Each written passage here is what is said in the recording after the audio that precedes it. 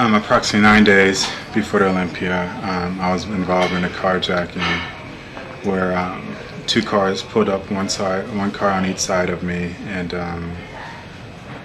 two people got out of the car.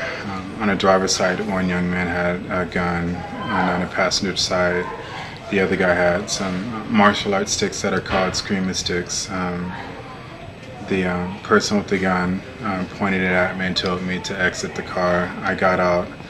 I took my keys with me. I'd already decided in my head that I wasn't going to let this happen. I got out of the car, I took my keys with me, I locked the door. That pissed them off. The guy in the passenger car, of the side of the car, yelled at me, you know, to throw him the keys. I threw the keys at him. He missed them. That's, you know, kind of startled him. I did it on purpose. I didn't have intentions on just giving them to him. That startled him. At that time, the guy that had the gun, you know, that distracted him, and he looked over to see what happened. And when I seen that it distracted him, I grabbed the gun. We fought, and I don't want to get into what happened between, you know, me and the two people, because I don't feel that it's important. Basically, the outcome of it was, you know, I sustained some injuries. They both sustained more serious injuries than I did, to the point where they didn't have a need for a car anymore. When I left, the two people were still down. I don't know the extent of their injuries, or, you know, whether they are doing all right or not. I didn't really care at the time. So I went home. I talked to my wife about it. She tried to talk me into going to the hospital. I refused to. I took some pain pills, and I pretty much passed out until the next afternoon, which makes it now Friday afternoon. Friday afternoon, she had to rush me to the hospital because I was in a lot of pain and I was swollen. I was in the hospital for a few hours. They treated me. There was a police report taken and everything. I left the hospital. I took the cast off that they had. And I made my decision that, you know, at that time I was 7 days away from the contest, and I wasn't going to give in to anything stopping me. So I increased the amount of Vicodin that they told me to take, which, you know, enabled me not to feel anything.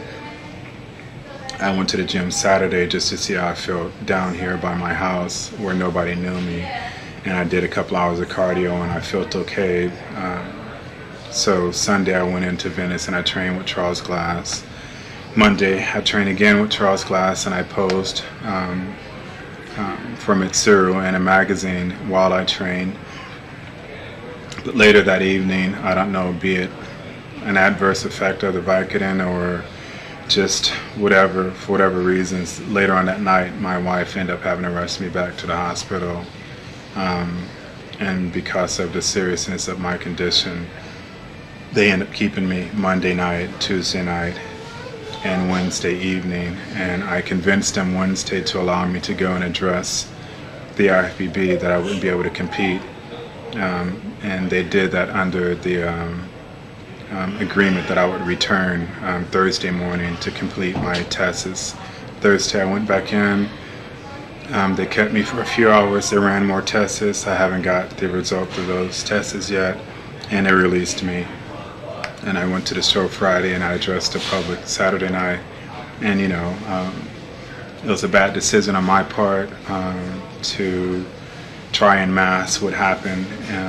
You know, I regret that now. It was a bad decision to take on the two people. I should have just gave them the card, but of course, you know, hindsight is worth a million words, and I can't relive the situation or change it. Because of it, you know, I was forced not to be able to compete. And I guess probably because of me going back in the gym and acting like nothing happened, it caused speculations that, you know, the whole situation didn't happen. But basically the speculations are coming from people who don't really care for me or respect me anyway, which don't really bother me. everyone who knows me or respects me know completely that, you know, it's not a lie. But then again, in 1994, people were speculating that I faked my car accident and that, you know, I just didn't want to complete, you know, an Olympia that time.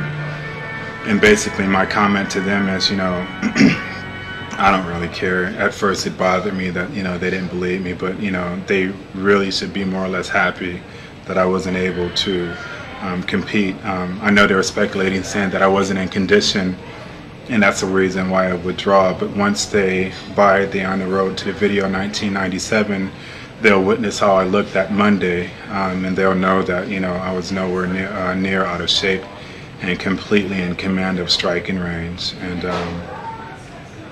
I've made my decision already, along with Charles Glass, that we will assault next year's contest, is that we basically are just declaring war. I feel very motivated and amped after seeing the competition, and I feel that I can do very well against him. So come 1997, I will be entering the Ironman, and I will be making it 5 times that I've won that contest. The next week I will be in the 1998 Arnold Classic, and I will make that the 2nd time that I've won that show. I will enter the San Jose Pro Show the weekend after that, and I will make that the 2nd time that I've won that show. And I will enter the 1998 Mr. Olympia, wherever it is, and I will be victorious, and I will win that show. As I promised the audience and the media, you can take my word on it as an athlete, as a man, as a Christian, and as a force of nature, that I guarantee all that I say will be true. And I will prove it. I have no doubt in my mind. And if you do, just show up at any of those shows and you'll find out. And if you don't believe me, then bring your ass and you'll find out what happens.